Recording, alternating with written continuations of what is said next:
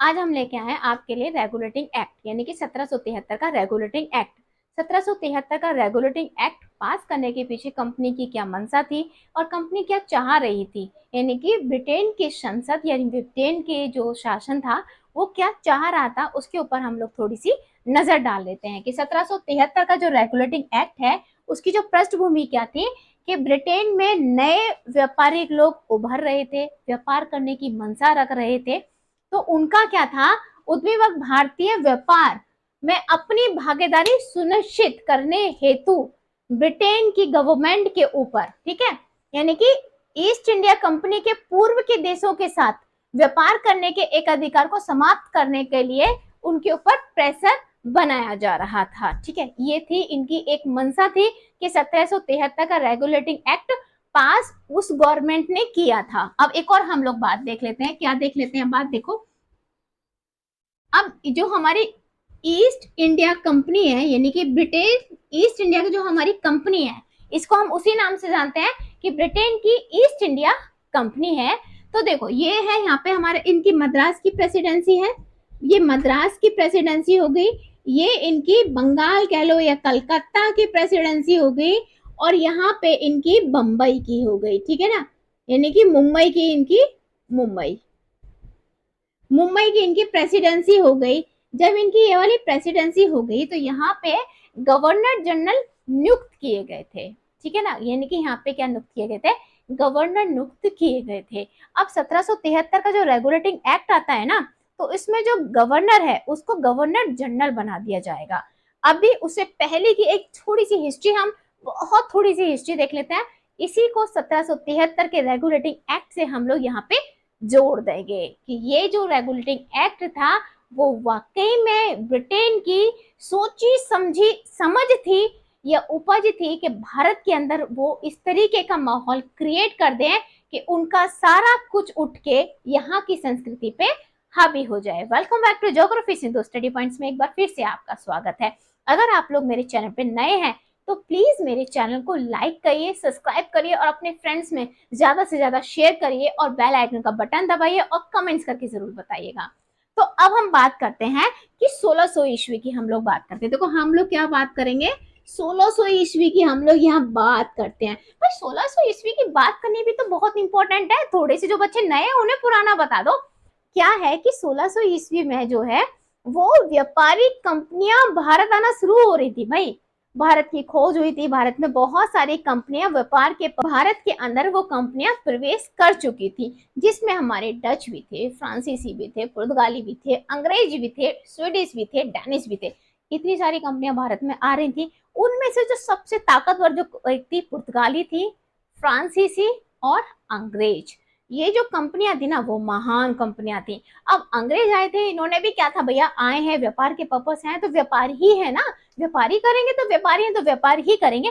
इन्होंने व्यापार करना शुरू कर दिया और अपनी अपनी कोस्टियां स्थापित कर ली, यहाँ पे भी यहाँ पे भी यहाँ पे भी। इट मीन्स मद्रास में, कलकत्ता में और बॉम्बे में इन्होंने अपनी कोस्टियां स्थापित कर ली। बंगाल में तो एक इन्हें छोटी सी रियायत भी मिल गई थी और बंगाल में इन्हें दीवानी प्राप्त हो गई थी। अब जब दीवानी प्राप्त हो गई थी तो ये राजस्व वसूलना भी शुरू कर दिया था, वहां के नवाब ने इन्हें राजस्व वसूलना भी शुरू कर दिया था। जब इन्होंने बंगाल के अंदर राजस्व वसूलना शुरू कर दिया था ना, तो अब इससे पहले और थोड़ा सा पहले चलते हैं। कब चलते हैं हम लोग, 1757 में चलते हैं। क्या हुआ था 1757 में, कमेंट्स करके बताओ। 1757 इसमें प्लासी का युद्ध हुआ था। ठीक है, प्लासी का युद्ध किस किस के बीच हुआ था फटाफट बताओ। तो उसमें इन लोगों की विजय हो गई थी, तो इन्हें थोड़ा सा और ये हो गया था कि यार हम हिंदुस्तान में और कब्जा कर सकते हैं। ठीक है, उसके बाद में 1764 में क्या हुआ था, बक्सर का युद्ध हो गया था। उसके बाद में फिर वाडीवास का युद्ध हो गया था। वाडीवास के युद्ध से तो इनकी इतनी विजय हो चुकी थी कि इनका एकदम जो राज्य है ना वो सत्ता स्थापित हो चुकी थी। एक सीधे सीधे लैंग्वेज में बोल देंगे, इन्होंने अपनी सत्ता भारत के अंदर स्थापित कर ली थी। भारत के राजाओं के मन में ये सोच रहे थे कि हम लोग इनका फेवर करेंगे, एक दूसरे को लड़ाएंगे और बीच में घुस जाएंगे और राज करेंगे। इनकी वो मनसा पूरी हो चुकी थी। अब जब ये मनसा हो गई थी और बंगाल के अंदर इन्होंने द्वैत शासन, बंगाल में इन्हें दीवानी प्राप्त हुई, राजस्व वसूलना शुरू कर दिया था। अब इतिहासकार कहते हैं जब बंगाल में इन्होंने दीवानी शुरू हो गई थी, राजस्व वसूलना शुरू कर दिया था ना, तो उसे डाकू युग बोलते हैं। इन्होंने इतनी तबाही, इतनी लूट खसूट मचा रखी थी। कंपनियों की कंपनी यानी कि ब्रिटेन में, ब्रिटेन की जो राजशाही थी, जहाँ से ब्रिटेन के महारानी से जो परमिशन लेके आए थे, आज्ञा पत्र प्राप्त करके आए थे, उनके कानों में ये बात पहुंचती है। वो ये सोचती हैं कि जो हमारी कंपनी जा रही है, उस कंपनी का कोष तो खाली है। अगर वहां के एम्प्लॉय को देखो तो एम्प्लॉय की जेब भर रही है, एम्प्लॉय अमीर हो रहे हैं। इसके पीछे रीजन क्या है, इसके पीछे मकसद क्या है? तो पता है क्या है, जब ये बंगाल में इतना इतना कुछ हो गया, दीवानी हो गई, राजस्व वसूल रहे हैं, लेकिन फिर भी कंपनी घाटे में ही है।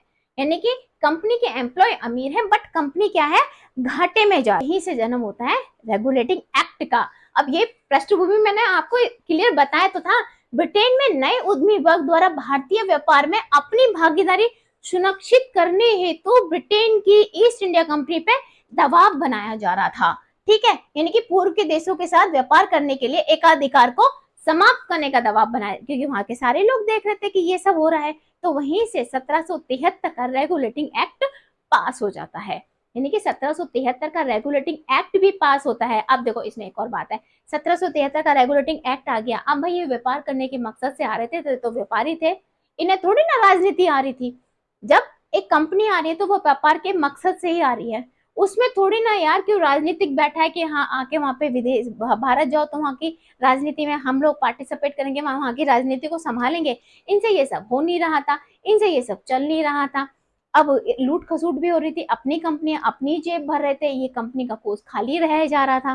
कि ब्रिटेन के भारत से जब चाय यहाँ से जाती थी, तो जो ब्रिटेन था ना वो इंटरनेशनल व्यापार करता था, उसने अपना दबदबा, अपना कब्जा कर रखा था। अब इसी के बीच में अमेरिका के ऊपर भी इन्होंने अपना कब्जा कर रखा था, अमेरिका को भी ये बंदिश में था। लेकिन 1776 में अमेरिका आजाद हो गया, वहां पे भी चाय को लेके एक इनके साथ में जो मुठभेड़ होती है, जो लड़ाई होती है, वो अलग है। एक बूस्टन टी पार्टी भी जिक्र आता है कि बूस्टन टी पार्टी वो भी चाय को लेकर है। तो चाय का क्या रीजन था कि ब्रिटेन वाले यानी कि ये जो व्यापारी थे वो चाय को लेके पहले इधर उधर नहीं बिकेंगे, पहले चाय को लेके जाएंगे ब्रिटेन में, वहां पे बोली लगेगी, वहां से फिर वो जाएगी, क्योंकि वहां से टैक्स वसूला जाएगा भाई। तो इसके ऊपर भी बहुत मारा मारी हो रही थी, और इसी के बीच में इनके यहाँ पे भी ये सब चीजें चलती आ रही थी। तो 1773 का जो रेगुलेटिंग एक्ट आता है वो इन्हीं सब चीजों को देखते हुए आता है, क्योंकि बंगाल में तो गवर्नर भी आ गया था हर जगह पे। यहाँ पे भी एक गवर्नर स्थापित था, यहाँ पे भी एक गवर्नर था, यहाँ पे भी एक गवर्नर था। यहाँ का गवर्नर यहाँ की चीजों को देखता था, यहाँ का गवर्नर यहाँ की चीजों को देखता था, यहाँ का गवर्नर यहाँ की चीजों को देखता था, और कंपनी अपना काम करती थी। इन सब की जानकारी ब्रिटेन वालों को प्राप्त ही नहीं होती थी, यहाँ का गवर्नर क्या कर रहा है यहाँ को पता ही नहीं है। इन सबको लेके इन्होंने रेगुलेटिंग एक्ट यहाँ पे पास कर दिया था। जब इन्होंने रेगुलेटिंग एक्ट पास किया था, तो उससे पहले जब था तो 1773 का रेगुलेटिंग एक्ट आया था। रेगुलेटिंग एक्ट में जब हम पढ़ेंगे तो उसमें हम देखेंगे कि बहुत सी कमियां भी थी, उन कमियों को सुधारने के लिए पीप्स इंडिया एक्ट आया था 1784 का। ठीक है, रेगुलेटिंग एक्ट की कमियों को दूर करने के लिए। अब 1773 से लेके, ठीक है ना, इसे हटा देते हैं, 1773 से लेके कब तक, 1773 से लेके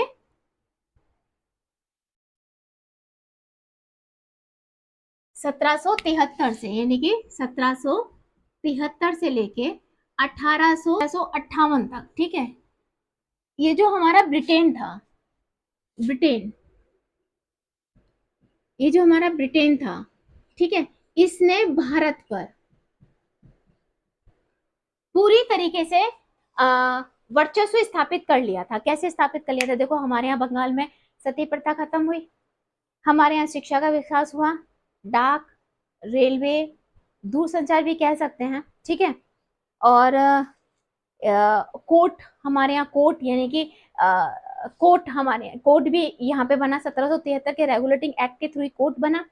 तो ये सारी चीजें हैं, ये भारत के अंदर अपनी संस्कृति, अपने रीति रिवाज अपने तरीके से चलाना, ये हमारे देश को ये अपने तरीके से अपने रूल से, जो ब्रिटेन में रूल जो ब्रिटेन का रूल है वही इंडिया में लागू हो। यानी कि 1773 से लेके 1858 तक जो ब्रिटेन था उसने पूरी तरीके से भारत को अपने ही कानून के थ्रू बांध लिया था, जैसा उसका कानून था वही यहाँ पे कानून इसने लागू कर दिया था।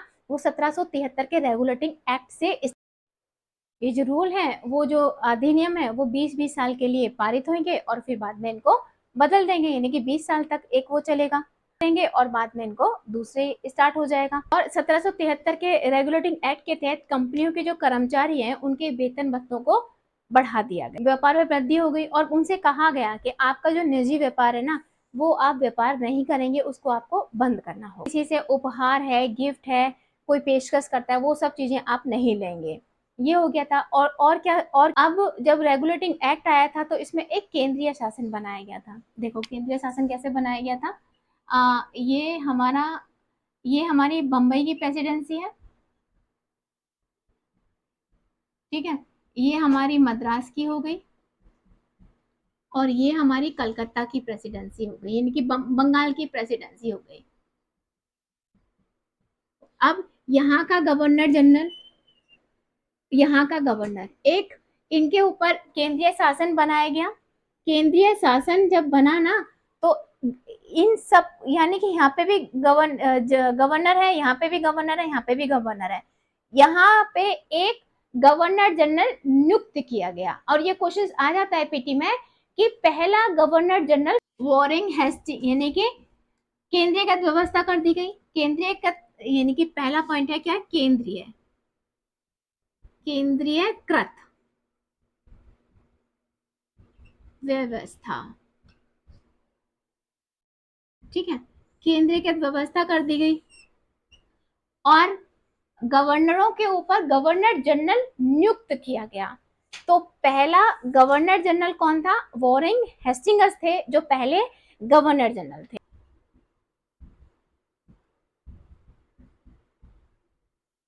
वॉरेन हेस्टिंग्स गवर्नर जनरल, ठीक है, बनाए गए, गवर्नर जनरल बनाए गए, ठीक है, बनाए गए। अब बंगाल में एक केंद्रीय प्रशासन गठित किया गया जिसमें गवर्नर जनरल बनाया गया। इस गवर्नर जनरल की 4 मेंबर्स होंगे, ठीक है, गवर्नर जनरल के 4 मेंबर होंगे। गवर्नर यानी कि बंगाल में एक प्रशासन मंडल गठित किया गया जिसमें केंद्रीयकृत व्यवस्था स्थापित की गई और गवर्नर की कार्यकारिणी परिषद को बनाया गया और गवर्नर की जो कार्यकारिणी परिषद है उसकी सदस्य संख्या 4 थी।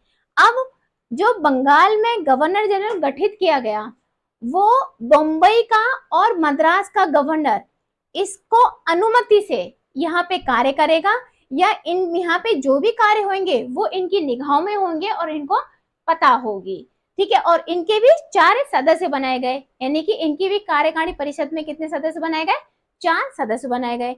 और पहला गवर्नर जनरल कौन था, वॉरेन हेस्टिंग्स गवर्नर जनरल थे, ठीक है। 4 कौन कौन से थे उनके नाम भी पूछ लिए जाते हैं पीटी, ये गवर्नर जनरल हो गए, ठीक है ना।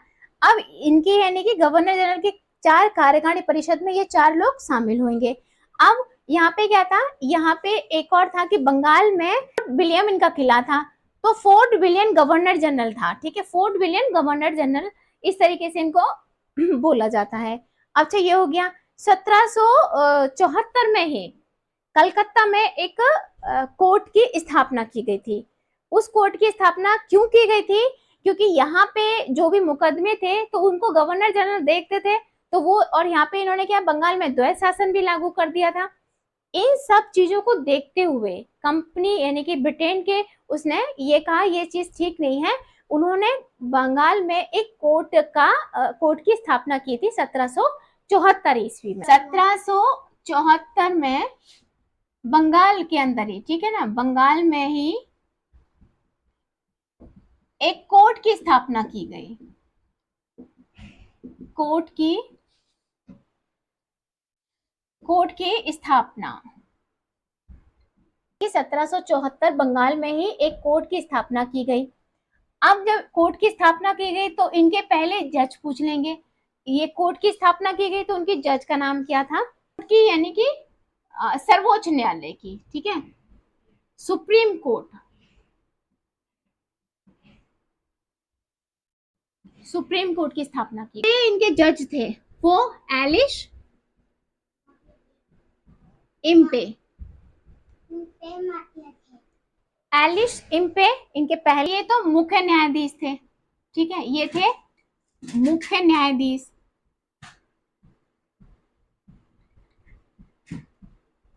इनके अंदर 3 और न्यायाधीश थे, ठीक है, 3 और जजों को इनके अंदर स्थापित किया गया। अब इन्हें जो एरिया दिया गया था वो बंगाल, उड़ीसा था, वो बंगाल, उड़ीसा और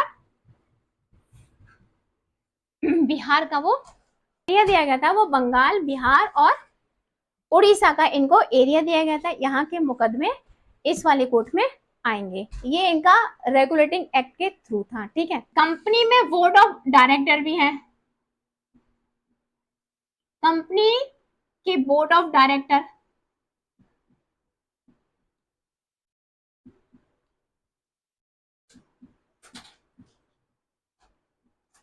ठीक है। कंपनी के बोर्ड ऑफ डायरेक्टर में कितने सदस्य थे? 24 सदस्य थे, ठीक है। कितने सदस्य थे इसमें? इसमें 24 सदस्य थे, ठीक है, सदस्य थे, और एक एक साल के अंदर ये बदले जाते थे। अब जब रेगुलेटिंग एक्ट आ गया, यानी कि 1 साल, ठीक है, 1 साल का था इनका। अब क्या था? रेगुलेटिंग एक्ट के आने पर ये 4 साल का हो गया था, यानी कि 4 साल तक इसमें बने रहेंगे कंपनी में, ठीक है।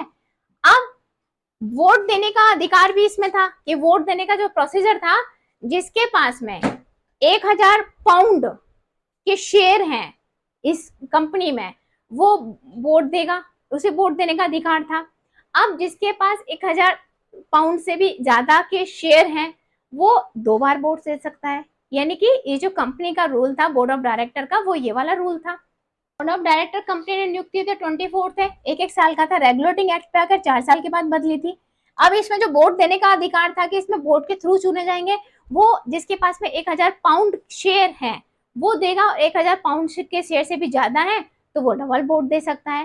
अब बोर्ड ऑफ डायरेक्टर को जो अब इसमें से क्या था कि 24 में से 25% लोग मेंबर जो थे वो हर साल चेंज होंगे, यानी कि 24 सदस्यों में से 25 जो है वो हर साल चेंज होंगे। ये इनका रूल था। अब बोर्ड ऑफ डायरेक्टर, कंपनी के बोर्ड ऑफ डायरेक्टर का इनका जो क्या रूल था, बोर्ड ऑफ डायरेक्टर का ये रूल था कि ये बोर्ड ऑफ डायरेक्टर क्या है, सभी रिपोर्टें किसको देंगे? ब्रिटेन संसद को देंगे। अपनी सभी कार्य, जो भी इन्होंने कार्य किए हैं, कोई भी इनका व्यापार है, कुछ भी है, सभी की जानकारी किसको देंगे? ये ब्रिटेन संसद को प्राप्त कराएंगे, ठीक है।